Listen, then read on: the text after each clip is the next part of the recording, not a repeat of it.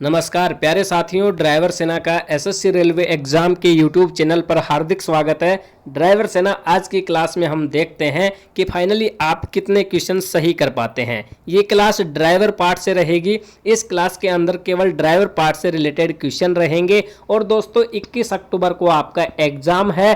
देख लीजिए आज कितनी तारीख है जिस दिन आप ये क्लास देख रहे हैं, और उस तारीख से लगा लीजिए कि 21 अक्टूबर के कितने दिन बचे हुए हैं। बिल्कुल भी समय आपको देखने को नहीं मिलेगा। इस बचे हुए समय में आपको अपनी तैयारी के साथ साथ तैयारी का रिवीजन भी करना है। अब आज के क्लास में हम कुछ क्वेश्चंस कर रहे हैं और आप देखना कि आपने अब तक कितनी तैयारी की है और आज आप कितने क्वेश्चन सही कर पाते हैं। पहला क्वेश्चन आपकी स्क्रीन पे है, वायु और पेट्रोल का सैद्धांतिक रूप से सटीक मिश्रण अनुपात इनमें से क्या है। देखिए क्वेश्चन इजी है। जिसने ड्राइवर पार्ट को अच्छे से पढ़ा है वो इस क्वेश्चन का जवाब कमेंट में कर देगा, ठीक है ना। जिसने नहीं पढ़ा वो इसका वेट करो कि आंसर क्या होगा, ठीक है। चलिए इसका आंसर हम आपको बताते हैं। इसका सही जवाब होगा 15:1, ऑप्शन बी। देखिए जो सैद्धांतिक रूप से वायु और पेट्रोल का सटीक मिश्रण अनुपात होता है वो 15:1 होता है। ऑप्शन बी इस सवाल का सही जवाब होगा, ठीक है। आपको पता लगा होगा कि आपने इस सवाल का क्या जवाब चुना था और फाइनली पता लगा होगा कि आपने ये सवाल का जवाब सही दिया था या गलत दिया था। ऐसे ही आपको हर सवाल के साथ करना है। अगला क्वेश्चन आपकी स्क्रीन पे आ रहा है, 45 डिग्री के कोण पर शक्ति संचालन करने वाला किस टाइप का यूनिवर्सल जॉइंट है। ठीक है, 45 डिग्री के कोण पर शक्ति संचालन करने वाला किस टाइप का यूनिवर्सल जॉइंट है ये आपको बताना है। तो इसका सही जवाब हो जाएगा option B, cross and yoke type. कौन सा टाइप है? Cross and yoke type 45 degree के कोण पर शक्ति संचालन करने वाला टाइप यूनिवर्सल जॉइंट है, ठीक है। ऑप्शन बी इस सवाल का सही जवाब होगा। अगला क्वेश्चन, गाड़ी को विराम अवस्था में करने के लिए कौन सा गियर डाला जाता है। देखिए गाड़ी को विराम अवस्था में करने के लिए कौन सा गियर डालते हैं, तो ऑप्शन ए पहला गियर। देखिए इसमें एक गियर होता है न्यूट्रल गियर, लेकिन इस ऑप्शन में आपको न्यूट्रल गियर नहीं दिख रहा है, तो इसमें पहला गियर हम इसका सही जवाब मानेंगे, ठीक है। चलिए अगला क्वेश्चन, ऑप्शन ए इस सवाल का सही जवाब हुआ। अगला क्वेश्चन आया है दोस्तों, वाहन के पार्क होने पर पार्किंग ब्रेक का उपयोग किया जाता है। देखिए वाहन का पार्क होगा, पार्क करेंगे तो उसमें पार्किंग ब्रेक का उपयोग किया जाता है, जो कि क्या है, जो कि खालिस्तान है।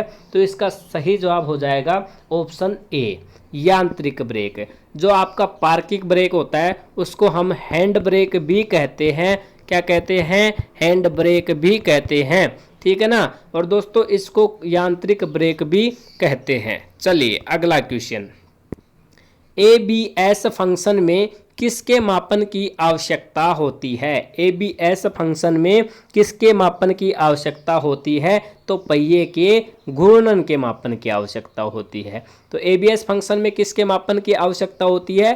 पहिए के घूर्णन की। ऑप्शन ए इस सवाल का सही जवाब होगा। अगला क्वेश्चन, शाक अब्जार्बर मुख्यतः कितने प्रकार के होते हैं। शॉक अब्जार्बर कितने प्रकार के होते हैं ये आपसे पूछा है। तो इसका सही जवाब हो जाएगा 3 प्रकार के। कितने प्रकार के होते हैं?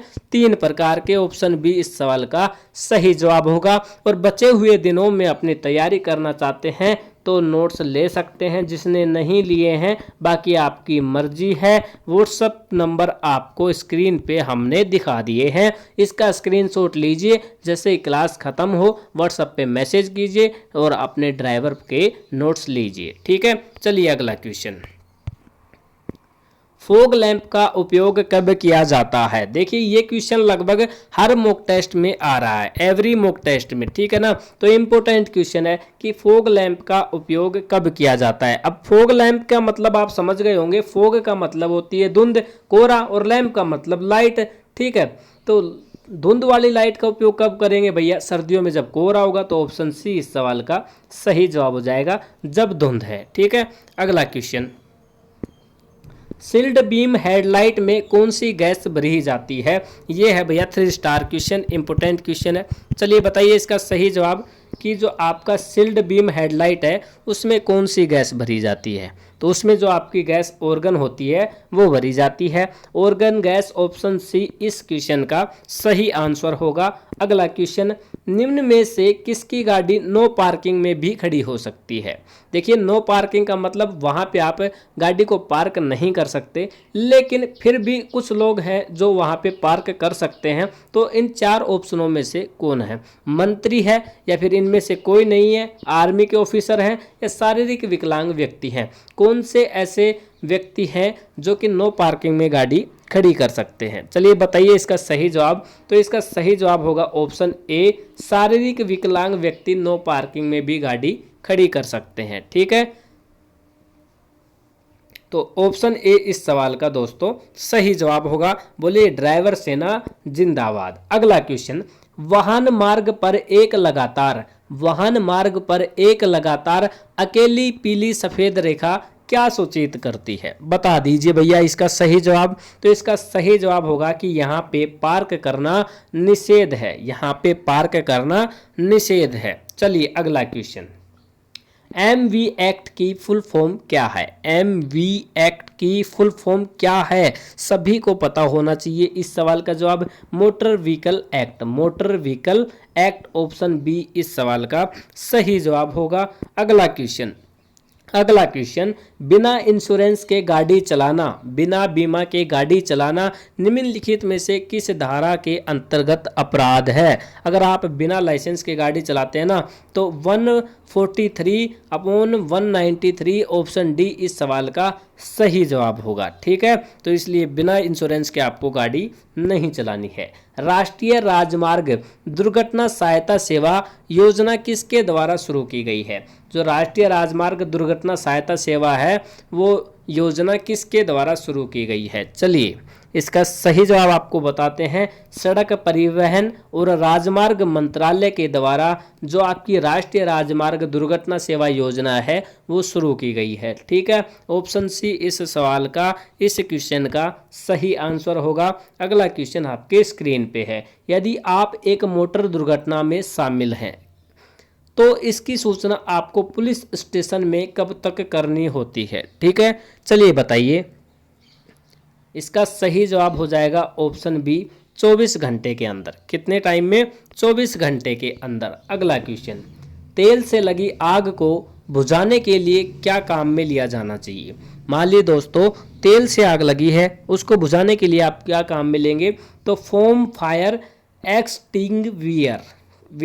ठीक है ना, ऑप्शन बी इस सवाल का सही जवाब होगा। ऑप्शन बी इस सवाल का सही जवाब होगा। अगला क्वेश्चन, सभी मोटर वाहनों को खालिस्तान बीमा द्वारा कवर किया जाना चाहिए।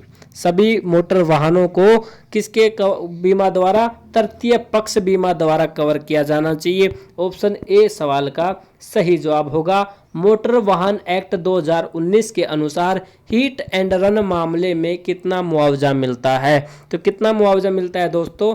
2 लाख रुपए तक का मिलता है। ऑप्शन बी सवाल का सही जवाब होगा। स्टॉप का चिन्ह आपको कैसे पहचानना है? देखिए इसके कॉर्नर गिनिए, 1 2 3 4 5 6 7 और 8। तो समझ पाए होंगे ना, जिसके डिजाइन में 8 कॉर्नर हो वो किसका चिन्ह होगा? स्टॉप का होगा। ऑप्शन ए इसका सही जवाब होगा। अष्टकोणीय आकार का होता है, अष्टकोणीय आकार का होता है। चलिए अगला क्वेश्चन, मोटर वाहन अधिनियम 1988 की कौन सी धारा ड्राइविंग लाइसेंस प्रदान करने से संबंधित है? देखिए भैया, जो आपका मोटर वाहन अधिनियम 1988 है उसमें कौन सी धारा है जो ड्राइविंग लाइसेंस प्रदान करने से संबंधित है?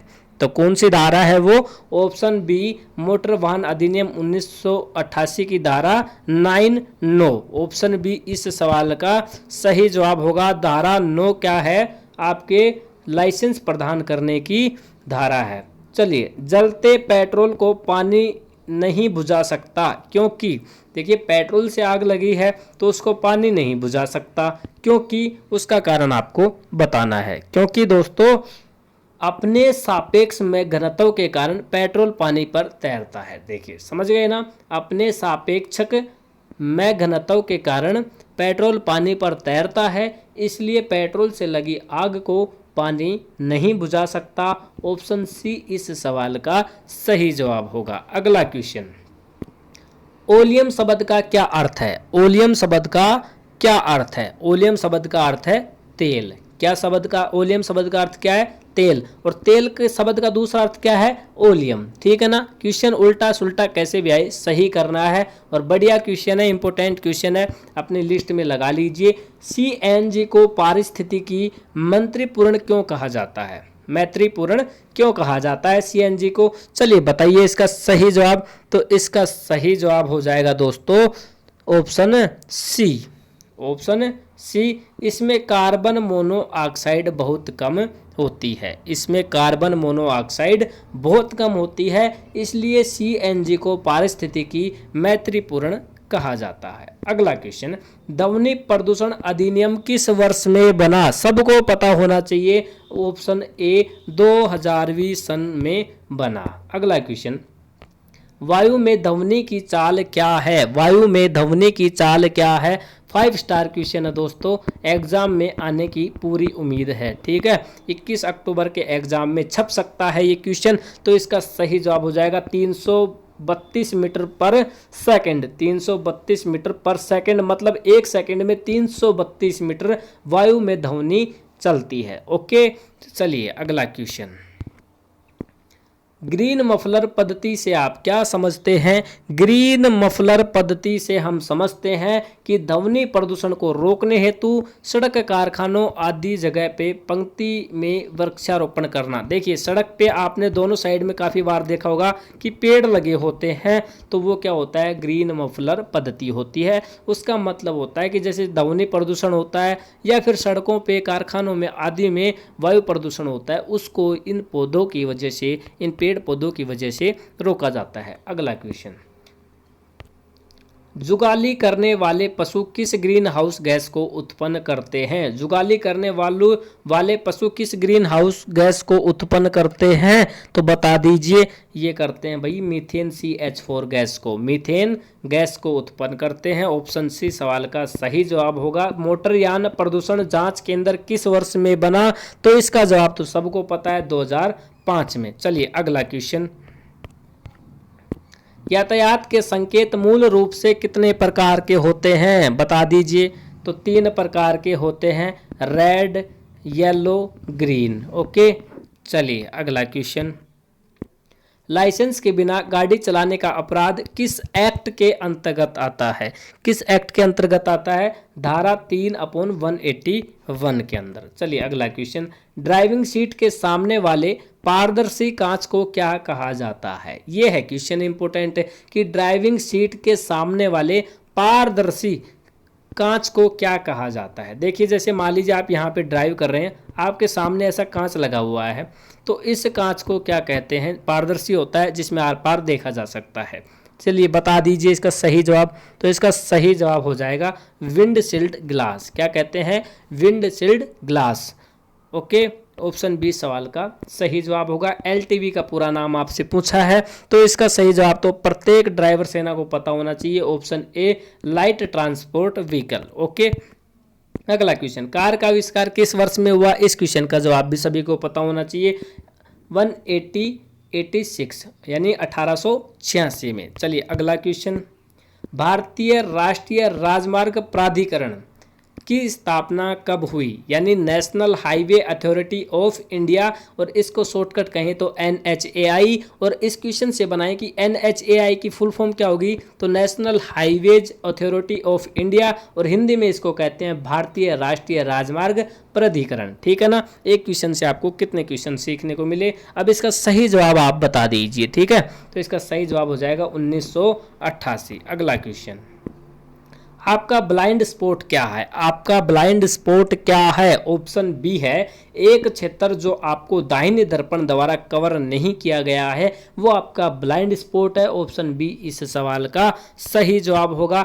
आज के क्विज में केवल अंतिम क्वेश्चन, फिर मिलते हैं आपको नेक्स्ट क्विज में। पैदल यात्री सड़क पर पार क्या करते हैं? पैदल यात्री सड़क पर पार क्या करते हैं? जेब्रा क्रॉसिंग से। पैदल यात्री जो भी होंगे जेब्रा क्रॉसिंग से ही सड़क को पार करेंगे। नोट्स आपको ले लेने हैं, जिसने नहीं लिए हैं 6367552373, ठीक है ना। ये व्हाट्सअप नंबर है, आपको मैसेज करना है और नोट्स ले लेना है, कुछ कीमत पे आपको मिल जाएंगे। ओके, फ्री आपके लिए नहीं है। और ड्राइवर सेना अपने एग्ज़ाम की तैयारी को मजबूत बना के रखना, क्योंकि 21 अक्टूबर वो दिन होगा जो आपका सिलेक्शन डिसाइड करेगा। ओके, फिर मिलते हैं, तब तक के लिए जय हिंद जय भारत।